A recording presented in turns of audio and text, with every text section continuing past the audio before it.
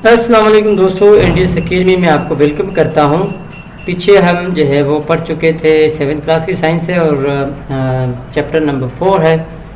इसमें हमने types of habitat पढ़े थे, इकोसिस्टम और टाइप्स ऑफ हैबिटेट। और आज अब पढ़ेंगे हम different features that allow animals and plants to live in a particular environment. कहता है कि एक मुख्तलिफ किस्म के फीचर्स होते हैं ना किसी चीज़ के, एनवायरनमेंट के। यहाँ पर एनवायरनमेंट कह रहा है कि इस खास एनवायरनमेंट के भी कुछ फीचर्स होंगे जो क्या करेंगे, प्लांट्स और एनिमल्स को वहाँ पर रहने के लिए अलाउ करते हैं, यानी कि वो ऐसा माहौल बनाते हैं जिसकी वजह से वहाँ पर एनिमल्स या प्लांट्स जो है वो जिंदा रह सकते हैं। अच्छा, अब कहता है कि each kind of environment has different kinds of animals and plants habitat. मतलब जो भी एनवायरनमेंट होता है उसके लिए अलग अलग हैबिटेट होते हैं, पौधों के लिए और जानदारों के लिए। अलग अलग जानदारों, अलग अलग पौधों के लिए, यानी कि कुछ जानवर एक जगह पर रहते होंगे तो दूसरी पर वो नहीं मिलेंगे, आपको दूसरे मिलेंगे। एक जगह पर जो दरख्त या पौधे होंगे वो वहाँ पर होंगे तो दूसरी जगह पर नहीं होंगे। वो क्या है कि उनको अलग अलग इन्वायरमेंट चाहिए होगा। जिस इन्वायरमेंट में वो सर्वाइव करते हैं वहीं पर वो होते हैं। बाकी चीज़ों पर आप अगर वहाँ पर शुरू भी करना चाहें तब भी नहीं होंगे, क्योंकि वो हैबिटेट, वो इन्वायरमेंट उनके लिए बेहतर नहीं होगा। जैसे कहता है कि animals and plants develop many ways to survive in a particular environment. Palm trees grow near coastal areas. जो पाम ट्रीज जो हैं, दरख्त जो हैं, वो कहाँ होते हैं? कोस्टल एरियाज, जो यानी कि क्या कहते हैं, समुंदर वाले जो एरियाज है, साइड है, वहाँ पर होते हैं। और पाइन्स दरख्त जो हैं वो हाई अल्टीट्यूड यानी पहाड़ी इलाकों में होते हैं। इसी तरह पोलर बियर जो हैं वो भी कहाँ होते हैं? सर्द एरिया में। रीछ जो होते हैं वो सफ़ेद रीछ जो होते हैं वो ठंडे एरिया में होते हैं। लायन जो है वो ग्रासलैंड में होता है, यानी कि घास वाली जगहों पर।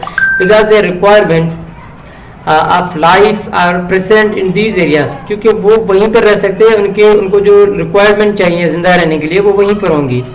If a particular type of need do not meet by habitat, the living organism will either migrate to better place or adapt themselves according to the habitat। कहता है कि फिर क्या होगा कि अगर उनको वो जो चीज़ें जो चाहिए होती हैं, किसी भी जानवर को, जानदार को चाहिए होती हैं उसी है हैबिटेट में, अगर वो नहीं मिलती वहाँ पर, तो क्या करता है वो जानवर जो है वो वहाँ से माइग्रेट करके किसी और जगह मूव हो जाता है, या फिर क्या करता है कि वो एडाप्ट कर जाता है। वो अपने आप को एडाप्ट कर जाता है वो जो हैबिटेट है उसके अकॉर्डिंग, यानी कि अपने चमड़ी बदल लेगा अपना, यानी कि ऐसी चीज़ें जैसे कि लगे कि ये जो है वो अपने आप को उसके अकॉर्डिंग कर लेगा। खैर, अच्छा, अब मिसाल के तौर कहता है कि human beings living in a warm areas produce black pigments in their skin to protect them from sunlight,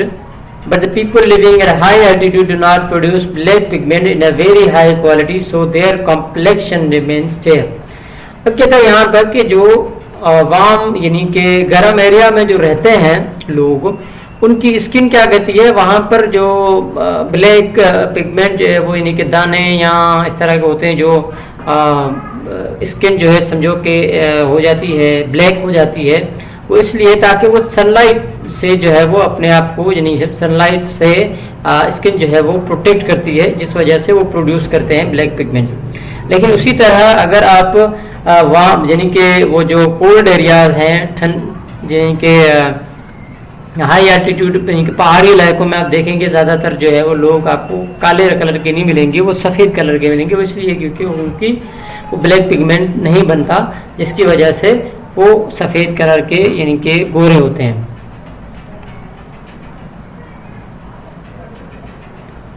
अब आगे क्वेश्चन कहता है कि how organisms adapt to live in a particular habitat. Group of organisms of a particular type live in a specific habitat called population.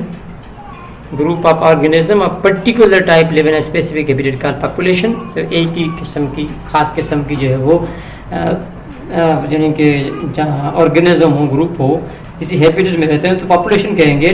They have special features to survive in their habitat. उनका एक खास feature होता है उसी habitat में रहने के लिए। Plants require sunlight, पौधों को रोशनी चाहिए सूरज की, water and minerals from soil, ज़मीन से पानी भी चाहिए और मिनरल्स भी चाहिए। Prepare their food by the process of photosynthesis. आप पढ़ चुके हैं कि उनको प्लांट्स को फोटोसिंथेसिस के ज़रिए जो है सनलाइट भी चाहिए, वाटर भी चाहिए, मिनरल्स भी चाहिए ज़मीन से, ताकि वो अपना खाना खुद बना सकें। In order to receive larger amount of sunlight most of the plants adopt to produce broader leaves. कहता है कि ज़्यादा सनलाइट हासिल करने के लिए ज़्यादातर प्लांट्स क्या करते हैं, बड़े पैमाने पे ये जो पत्ते जो होते हैं उनको बड़ा करना शुरू कर देते हैं। Due some geographical changes there in water scarcity, the plants become unable to survive in this condition. Therefore, they develop some characteristic by which they reduce water loss. For example, cactus plants adopt spines on its stem. Some animals like earthworms prefer to stay in a dark, hence they burrow under the soil. This adjustment of living organism in a particular environment for usage of available resources is called adaptation.